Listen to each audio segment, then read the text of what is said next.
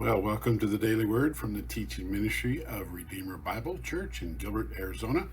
My name is Tim and I'm one of the pastors here. Well, in this episode, we will be continuing in Acts in chapter 27. I'm using the English Standard Version. Verse 1. And when it was decided that we should sail for Italy, they delivered Paul and some other prisoners to a centurion of the Augustan cohort named Julius. Well, Luke launches into a lengthy discussion regarding their journey on the sea. I've wondered many times why this was necessary. It's interesting, but I'm just not sure why it's in there. But at the end of the day, I think it humanizes them.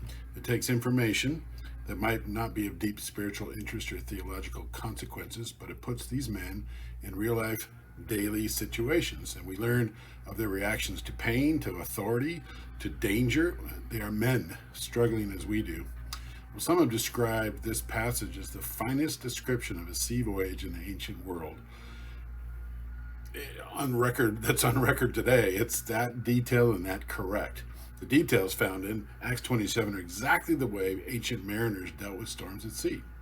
So let's go to verse 21. It says, since they had been without food for a long time, Paul stood up among them and said, men, you should have listened to me and not have set sail from Crete and incurred this injury and loss. First off, he's a prisoner, so I don't know how he commands the attention of 276 people, but he does. Interesting, he had to throw in a dad statement, if you'd only listen to me, but in reality, he was illustrating the power of God and how he had this situation under his watchful eye. So verse 22, yet now I urge you to take heart, for there will be no less loss of life among you, but only of the ship. For this very night there stood before me an angel of God to whom I belong and whom I worship. And he said, do not be afraid, Paul, you must stand before Caesar. And behold, God has granted you all these who sail with you. So take heart, men, for I have faith in God that it will be exactly as I have been told. But we must run aground on some island. I love how he's very distinct, it's very supernatural, it's strong, it's demonstrative, it's leadery. But, we're going to run aground on some unnamed island. So he leaves a little mystery in there.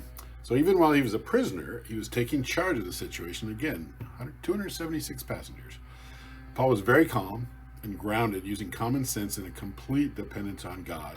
It was simply put as sometimes we can complicate life unnecessarily. He has the ability to cut through the fog and be clear and precise and authoritative. So verse 27, when the 14th night had come, as we were being driven across the Adriatic Sea, about midnight the sailors suspected they were nearing land. So they took a sounding and found 20 fathoms. A little farther on they took a sounding again and found 15 fathoms. And fearing they might run on the rocks, they let down 4 anchors from the stern and prayed for day to come. And as the sailors were seeking to escape from the ship and had lowered the ship's boat into the sea under pretense of laying out anchors from the bow, Paul said to the centurion and the soldiers, unless these men stay in the ship, you cannot be saved. Then the soldiers cut away the ropes of the ship's boat and let it go. Again, it's amazing that these seasoned sailors would heed the advice of a prisoner. The supernatural nature of this trip is wildly evident. So it conjures up all kinds of images. Where was he? Was he on the bow? Was he in the captain's quarters? I don't know, but it's kind of an outstanding picture of God, Paul's place in this story and how God orchestrated this. So let's go to verse 33. As day was about to dawn, Paul urged them all to take some food, saying, today is the 14th day that you have continued in suspense and without food, having taken nothing. Therefore I urge you to take some food, for it will give you strength, for not a hair is to perish from the head of any of you. Again, brimming with confidence and a real shepherd's heart for the men and his steadfast trust in the living God. Verse 35, when he had said these things, he took bread and giving thanks in the presence of all, he broke it and began to eat. Then they were all encouraged and ate some food themselves. We were in all 276 persons in the ship. And when they had eaten enough, they lightened the ship, throwing out the wheat into the sea.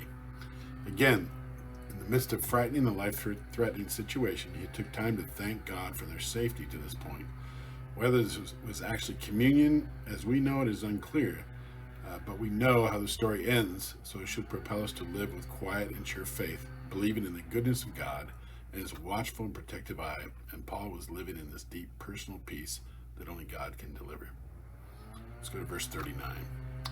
Now, when it was day, they did not recognize the land, but they noticed a bay with a beach, on which they planned, if possible, to run the ship ashore. So they cast off the anchors and left them in the sea, at the same time loosening the ropes that tied the rudders. Then, hoisting the foresail to the wind, they made for the beach. But striking a reef that ran the vessel aground, the bow stuck and remained immovable, and the stern was being broken up by the surf. The soldiers' plan was to kill the prisoners, lest any should swim away and escape. But the centurion, wishing to save Paul, kept them from carrying out their plan. He ordered those who could swim to jump overboard first and make for the land, and the rest on planks or on pieces of the ship. And so it was that all were brought safely to land. Again, 276 people survived. The hand of God was surely present. But again, great detail about the ship and maritime procedures. It's a fascinating chapter with details not found anywhere else in Scripture. It would make a great movie, I think. There's danger, there's power, there's controversy, there's unsure, like, how is this happening? I'm just still kind of stunned by Paul's authority, and it's given to him by God, and he jumped in and he took over. It's astonishing. So tomorrow we'll finish the book of Acts. See you then.